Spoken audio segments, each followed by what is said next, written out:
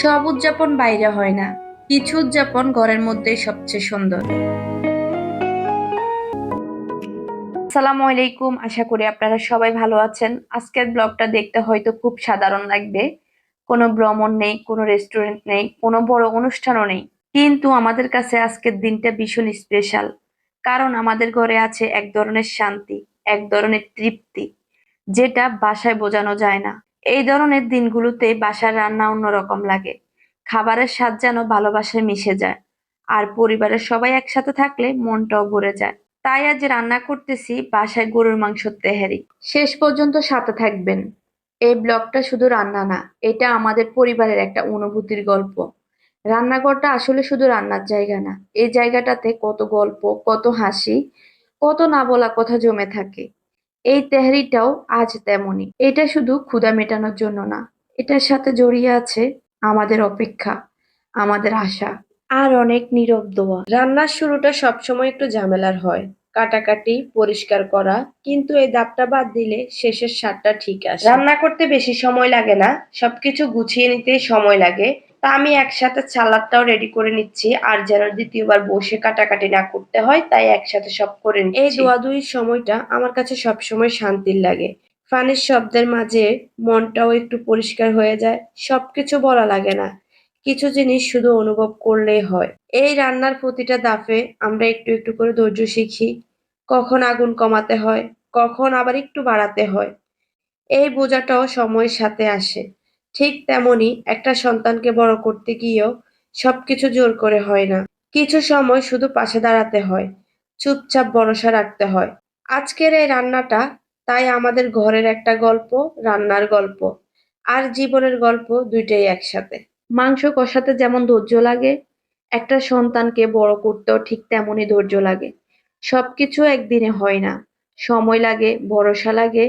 আজ এর ধোঁয়ার সাথে সাথে আমাদের বুকের ভিতরও একটা শান্তি ছড়িয়ে পড়েছে। এই মুহূর্তগুলোই আসল সম্পদ। নম্বর, ফলাফল, কাগজ, এইসবের বাইরেও যে অনুভূতি থাকে, সেটাই বাবা মায়ের সবচেয়ে বড় পাওয়া। আমরা সবসময় চাই আমাদের সন্তানের জীবনটা সুন্দর হোক, মানুষ হিসেবে ভালো হোক। বাকি সব আল্লাহর হাতে।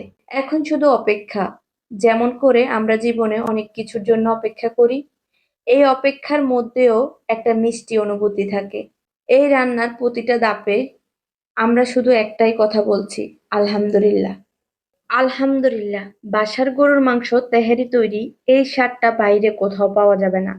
কারণ এতে মিশে আছে পরিবারের ভালোবাসা। খাবার খাওয়ার জন্য দর্শকদেরকে দেখেন, যার জন্য আমরা এই আয়োজন সেই যে রানী হয়ে গেছে, যার উপলক্ষে ওয়াল্লাহ তোমরা ম্যাচিং ম্যাচিং দিবা। ও ব্লু কালার হয়ে গেছে দিস ম্যাচ।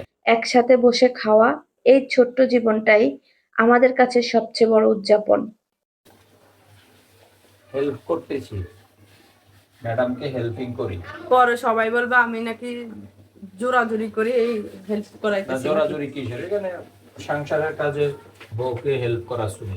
অনেকে বলে আমি নাকি জোর করে করাই। এখানে জোরের কি আছে? জোরের কিছুই নেই, যতটুকু পারি ততটুকু করলে। বেশি নাই, আমি সব ক্লিন করছি, মাত্র একটা দুটা বাকি ওই যে মশলা কষাইছি না, মাখাইছি ওই মশলা এগুলো। জি। চুলটা খুলে ফেলবো। অনেকে হয়তো ভাবছেন আজকের এই রান্নার উপলক্ষটা কি। আলহামদুলিল্লাহ, আমাদের মেয়ে এই যে আন্ডাকে ছিলবো, নিজের চেষ্টা অনেক ভালো রেজাল্ট করেছে। আন্ডাটা ছিলে নিচ্ছি, তারপরে দেখা হচ্ছে আপনাদের সাথে আন্ডাগুলো ছিলে। আমাদের জন্য অনেক বড় গর্ব। এই তেহারিটা আসলে তার সেই চেষ্টার জন্যই, তাকে একটু খুশি করার। আল্লাহ যেন ওকে সবসময় সঠিক পথে রাখে। তারপরে এই ঝোলের মধ্যে আমরা চাউলগুলো ঢেলে দিব। চলুন এবার রান্নার বিষয়ে ফিরে যাই। রান্না নিয়ে তো কিছুই বলা হচ্ছে না। তো আমার মাংসটা সিদ্ধ হয়ে গেছে, দেখতেই পারলেন। মাংসটা তুলে নিলাম আর ওই ঝোলে চাউলগুলা দিয়ে দিলাম, দিয়ে ভালো করে ভেজে নিচ্ছি চাউলটা। তারপর একটু লবণ দিয়ে দিচ্ছি চাউলের জন্য।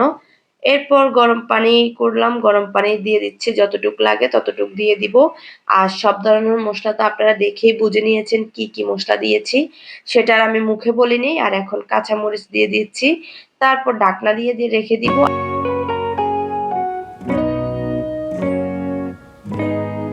কিছুক্ষণ পর এখন ঢাকনাটা তুলে একটু নেড়েছে, তারপর যে মাংসটা তুলে রেখে দিলাম ওই মাংসটা দিয়ে দিচ্ছি।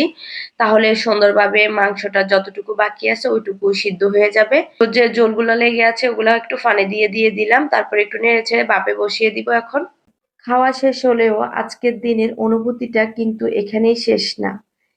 কিছু মুহূর্ত থাকে যেগুলো ক্যামেরার ঠিক মতো ধরা যায় না, কিন্তু মনে গেঁথে থাকে অনেকদিন। আমরা অনেক সময় ভাবি বড় কোনো অনুষ্ঠান না হলে দিনটা বুঝি স্পেশাল হয় না, কিন্তু সত্যি বলতে কি, এই ঘরের ভিতরে ছোট ছোট হাসিগুলো আমাদের জীবনের আসল পাওয়া। একজন সন্তান যখন নিজের মতো করে চেষ্টা করে, নিজের জায়গা থেকে ভালো কিছু করার চেষ্টা করে, সেটাই বাবা মার কাছে সবচেয়ে বড় শান্তি। আমরা সব সময় সব কথা মুখে বলি না, কিছু গর্ব, কিছু ভালোবাসা নীরব থেকে সুন্দর লাগে। এই ঘর, এই রান্নাঘর, এই টেবিল সবকিছু সাক্ষী আমাদের জীবনের অনেক গল্পের। আজকের এই তেহারি হয়তো কাল আর থাকবে না, কিন্তু আজকের এই দিনটা আমাদের মনে থেকে যাবে। দেখছেন কি সুন্দর ঘ্রাণ। কি সুন্দর গান এখান প্লেট পর্যন্ত দাও। চলে আসছে। তোমারটা আগে। বিসমিল্লাহ।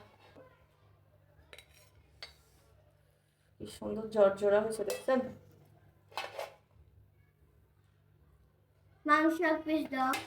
এক পিস দিছি, কত পিস দিছি তুমি একটু দেখবা শুধু। হইছে এত আর দিও পছন্দ। না। কি? লেবু এক পিস দি। না। অনেক দেখছেন সুন্দর কি? গান। এই যে গ্রানের ডিম, জন্য আন্ডা, আন্ডা, আন্ডা, আন্ডা।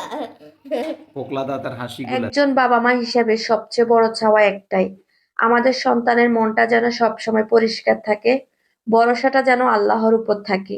এই দুনিয়ায় সবকিছু পাওয়া যায় না, কিন্তু যদি পরিবারের শান্তিটা থাকে তাহলে অনেক কিছু পাওয়া হয়ে যায়।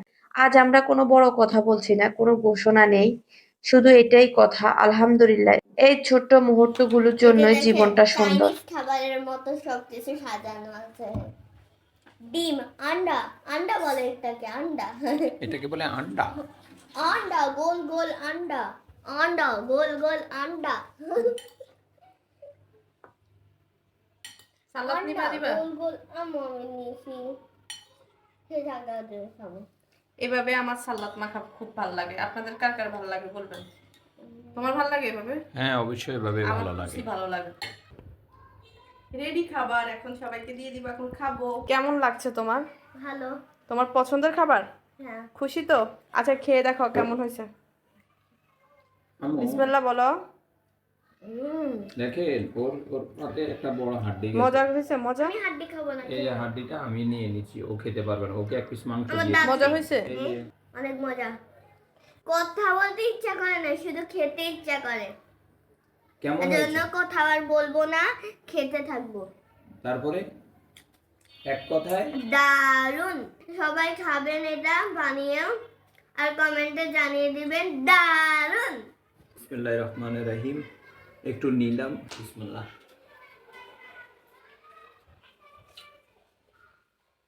অসাধারণ হয়েছে আসলে, এক কথায় বলতে গেলে সবসময় ওর রান্নার প্রশংসা করতে হয়, খুবই মজা হয়, একদম পারফেক্ট হয়েছে। আমাকে 100-তে 100 দিলাম। আমরা ওর রান্নাতে 100-তে 100 দিলাম। আম্মু, আব্বুর হাত থেকে একটু খাও। তুমি বলো কি উপলক্ষে খাওয়াচ্ছ আজকে আমাদেরকে? তো এটা হচ্ছে আসলে মেয়েটার রেজাল্ট ভালো করছে এবার, এই জন্য তাদেরকে ট্রিটটা দিলাম। মামি অনেক কষ্ট করছে তো। ওরে বাবা রে, খাও। মামি কারটা নিব আগে। আচ্ছা দাও, আমু তুমি আমারটা নাও। এরপর এটা নাও মামি। হুম, ভীষণ মজা হয়েছে। শুধু ভীষণ না, মামি আসলে অনেক অনেক কষ্ট মজা। করছে, আর মেয়েটা অনেক কষ্ট করছে, পরীক্ষা দিয়েছে, তাই পরীক্ষাও ভালো, খুব এবারে অনেক ভালো রেজাল্ট করেছে, যেটা মানে ভালোরও ভালো হয়েছে। তাই এই ছিল ওদেরকে একটু ট্রিট করলাম। কষ্ট করে বলবো না। রান্না করার পর ফ্যামিলি যখন খায় আনন্দ করে তখন আসলে খুব ভালো লাগে। তো এই যে আমার প্লেট এখন খাবো বিসমিল্লাহ পড়ে। খাও খাও তাহলে আমি তোমাদেরকে খাওয়া দিব না কেন? ধরো মা, নাও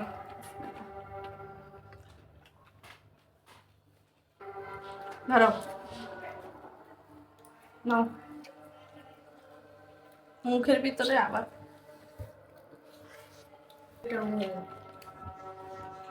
দারুণ। বিশ্বাস করবেন না, খুবই মজা যারা হয়েছে। ভিডিওটা শুরু থেকে শেষ পর্যন্ত দেখেছেন আপনাদের এই জন্য তো কোনো কথা না অনেক ধন্যবাদ। এই ব্লগটা হয়তো শুধু সাধারণ, কিন্তু আমাদের কাছে ভীষণ স্পেশাল। আপনাদের দোয়া আমাদের পরিবারের সাথে রাখবেন। সবাই ভালো থাকবেন, সুস্থ থাকবেন। আল্লাহ হাফেজ।